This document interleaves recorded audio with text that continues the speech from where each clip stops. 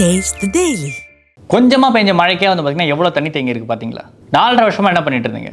மழைநீர் வடிகால் பண்ணுறேன் அப்படின்னு சொல்லிட்டு அமௌண்ட் அலோகேட் பண்ணீங்கல்ல, அந்த அமௌண்ட்லாம் என்ன ஆச்சு அப்படின்ற மாதிரியான கேள்விகள் வந்து பார்த்தீங்கன்னா தமிழக வெற்றி கழகத்தின் தலைவரும் நடிகருமான விஜய் அவர்கள் வந்து பார்த்தீங்கன்னா இன்றைக்கி கேட்டிருக்காரு. இப்போ ரீசெண்டாக வந்து பார்த்தீங்கன்னா அவருடைய ரோட் ஷோ வந்து பாண்டிச்சேரியில் வந்து நடக்கிற மாதிரி இருந்துச்சு. அந்த விஷயங்கள் வந்து பார்த்தீங்கன்னா தள்ளி போயிருக்கு. குறிப்பாக பாண்டிச்சேரி காவல்துறை வந்து பார்த்தீங்கன்னா நீங்கள் ரோட் ஷோ மாதிரி பண்ணுறதுக்கு பர்மிஷன் கிடையாது, ஒரு கிரவுண்டு மாதிரி வச்சு அந்த இடத்துல கூட்டம் மாதிரி வேணால் போட்டுக்கோங்க, அந்த மாதிரி அதுக்கு வேணால் பர்மிஷன் தருன்ற மாதிரி விஷயங்கள் சொல்லியிருக்காங்க. சரி, ஓகே, தமிழ்நாடு கதைக்கு வருவோம். குறிப்பாக தமிழ்நாட்டில் வந்து தொடர்ச்சியாக வந்து மழை பெஞ்சிக்கிட்டே இருக்குது. குறிப்பாக அந்த திட்வா புயலுக்கு அப்புறமா வந்து பார்த்தீங்கன்னா ஒரு அதிகபட்சமான ஒரு மழைன்றது பெஞ்சிக்கிட்டே இருக்குது. கண்டினியூஸாக வந்து பெஞ்சிக்கிட்டே இருக்குது. ஒரே டைம் அதிகமாக பெய்யலனாலுமே வந்து பார்த்தீங்கன்னா சிறுக சிறுக மழை பெஞ்சிக்கிட்டே இருக்குது. எல்லா இடங்களிலும் வந்து தண்ணி தேங்கி இருக்கின்ற மாதிரி விஷயங்களும் பார்த்துக்கிட்டு இருக்கோம். பெரும்பாலான அளவுக்கு பழைய மழைகளையோ பழைய புயல்களையோ கம்பேர் பண்ணுற அளவுக்கு இந்த அளவுக்கு தண்ணி தேங்கலனாலும் ஆனால் பெரும்பாலும் எல்லா இடங்களிலும் தண்ணி தேங்கி இருக்குது அப்படின்றது உண்மையான ஒரு விஷயம். சாலைகள் வந்து சேதமாக இருக்கின்ற விஷயங்களை பார்க்க வேண்டியதாக இருக்குது. பல பேர் வீட்டுக்குள்ளே தண்ணி போயிருக்கின்ற மாதிரி விஷயங்கள் பார்க்க வேண்டியதாக இருக்குது.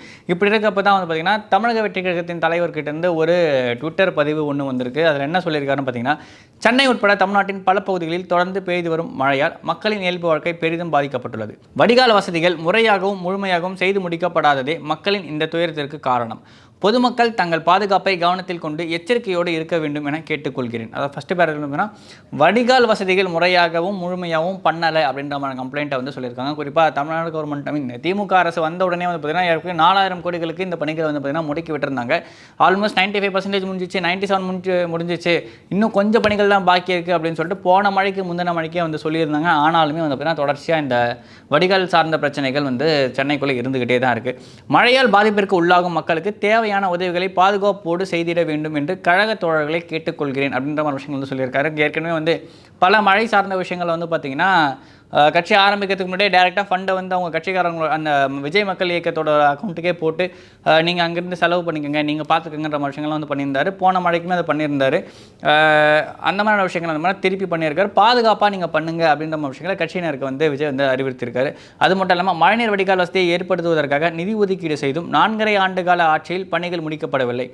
மக்கள் மீது சிறிதேனும் அக்கறை இருந்தால் கொஞ்சமாக பெய்த மழைக்கே இவ்வளவு தண்ணீர் தேங்கியிருக்காது. மீதமுள்ள பருவமழை காலத்திலாவது மக்கள் சிரமத்திற்கு உள்ளாகாத வகையில், அவர்களின் இயல்பு வாழ்க்கை பாதிக்கப்படாத வகையிலும் மழைநீர் வெளியேறும் வகையில் நடவடிக்கை எடுக்க வேண்டும் என்று தமிழ்நாடு அரசை வலியுறுத்துகிறேன் அப்படின்ற மாதிரி விஷயங்கள் வந்து பார்த்தீங்கன்னா விஜய் சொல்லியிருக்காரு. தமிழ்நாடு அரசை வலியுறுத்துகிறேன் அப்படின்ற விஷயத்தை ரொம்ப அழுத்தம் திருத்தமாக சொல்லியிருக்காரு. இவ்வளோ நாளாக பேசாத விஜய் இப்போ பேசியிருக்காரு அப்படின்ற விஷயங்கள் பார்க்க வேண்டியதாக இருக்குது. குறிப்பாக இந்த மழையில் ஏறக்குறைய ஒரு 3 நாளாக மக்கள் வந்து பாதிக்கப்பட்டுகிட்டே தான் இருக்காங்க. குறிப்பாக செவ்வாய்க்கிழமை பள்ளி கல்லூரிகளுக்கு விடுமுறை விட்டுருந்தாங்க. திங்கட்கிழமை வந்து அவ்வளோ மழையிலையும் பள்ளி கல்லூரிகள் செயல்பட்டது ஒரு மிகப்பெரிய ஒரு அசௌகரியத்தையும் அதிருப்தியும் மக்களிடையே வந்து ஏற்படுத்திருந்துச்சு. குறிப்பாக பள்ளி குழந்தைகள் வந்து போயிட்டு வரதுக்கு ரொம்ப கஷ்டப்பட்டுருந்தாங்க. பல இடங்களில் தண்ணி தேங்குறதுனால அந்த மாதிரி வாகனங்கள் வந்து மெதுவாக போயிட்டு இருந்த விஷயங்கள்லாம் பார்க்க முடிஞ்சது. பல பேர் ரொம்ப ஒரு சிரமத்துக்கு உள்ளாயிருந்தாங்க. அப்படி இருக்கிறப்ப விஜயோட அறிக்கை அப்படின்ற விஷயங்கள் வந்திருக்கு. குறிப்பாக களப்பணிகள் சார்ந்த விஷயத்தை வந்து பார்த்திங்கன்னா இந்த முறை திமுக அரசு கொஞ்சமாக கோட்டை விட்டுருக்கோம் அப்படின்னு தான் பார்க்க வேண்டியதாக இருக்குது. ஏன் அப்படின்னு பார்த்தீங்கன்னா இவ்வளோ மழை இவ்வளோ ப்ரிகாஷனரியான விஷயங்களும் பண்ணியுமே அந்த பல இடங்களில் தண்ணி தேங்கி இருக்குது. பல இடங்களில் நிர்வாகிகள் போய் பார்க்கல, எம்எல்ஏ இவங்கெல்லாம் போய் பார்க்கல அப்படின்ற மாதிரி கம்ப்ளைண்ட்ஸ் வந்து தொடர்ச்சியாக வந்துகிட்டே இருக்குது.